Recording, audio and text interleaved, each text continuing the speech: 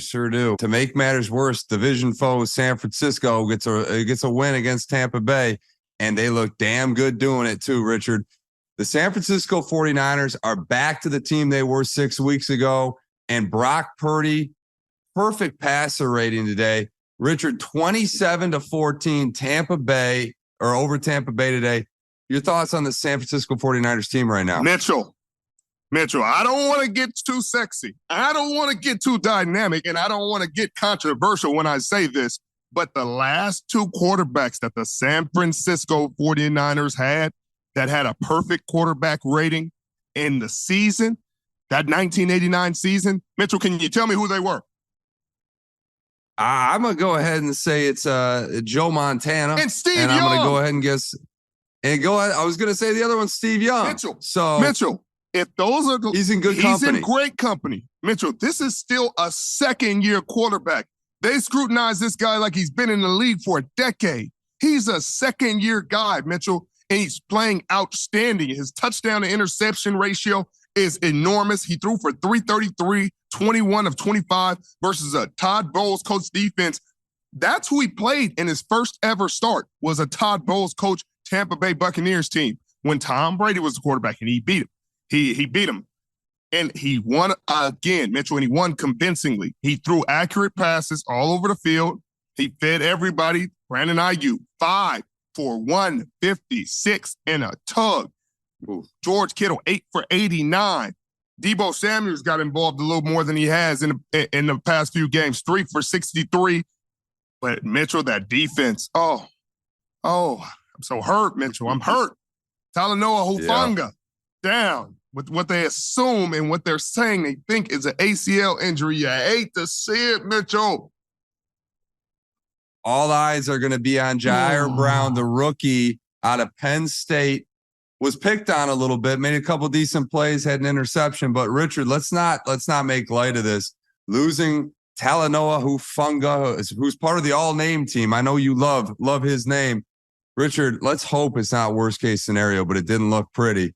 What changes with this team if this is bad news and Talanoa Hufanga's out the rest of the year? Mitchell, forget the all-name team. He's the all-game team. Mitchell, he's an all-pro. He's an all-pro first team last year. That's what you're missing. So, yeah, they come in and pick on the rook a little bit, but he came in prepared. He made a couple huge plays, a huge deflection in the end zone, then the interception to seal the game.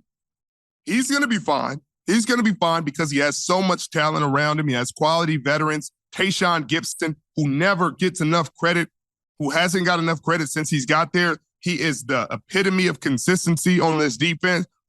But you know who showed up today, Mitchell? Nicholas, John, Bosa, got him a sack. Chase Young got him a sack. Eric Armstead got him a sack. Fred Warner forced fumble and got him a piece of a sack. Mitchell, it's still guys on this team.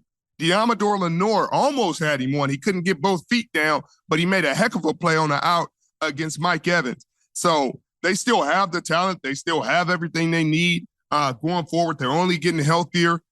But that's a huge loss for this team, and you just feel for them. They have a tough game coming up on a short week against the Seattle Seahawks in Seattle, and I know both teams are hyped for this game. No question about it. It's going to be an awesome Turkey Day. And, Richard, before we leave this game, our friends over at Morgan & Morgan, we got to award our buddy Brock Purdy. Mr. Irrelevant is appearing to be super relevant at this point. He's this week's Making It Look Easy Player of the Week, brought to you by Morgan & Morgan, America's largest injury law firm. Brock Purdy finished with 333 yards, 3 tutties, a perfect passer rating.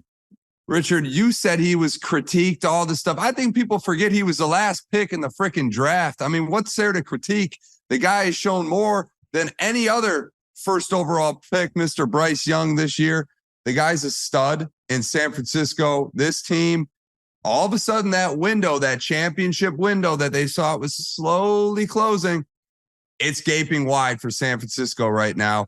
Brock Purdy is this week's Making It Look Easy Player of the Week. Richard, Brock Purdy on a rookie contract for the next 3 years. This championship window is a gaping hole. I mean, It's not closing anytime soon. It's really not, Mitchell. And like I said, if he was a top 5 pick, Mitchell, I cannot imagine how they'd be talking about him. They'd be talking about him with Patrick Mahomes and as the face of the league in the future of the league. But since he's the last pick, all people can say is that they're waiting for the fall off, Mitchell. They're waiting for him to come back to earth.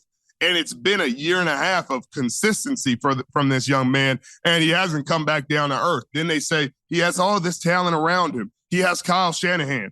Well, guess what? Every good quarterback has some talent around him or great players around him, and they succeed. A lot of people have had these tools. We saw pretty much the same tools, minus Christian McCaffrey for Jimmy Garoppolo.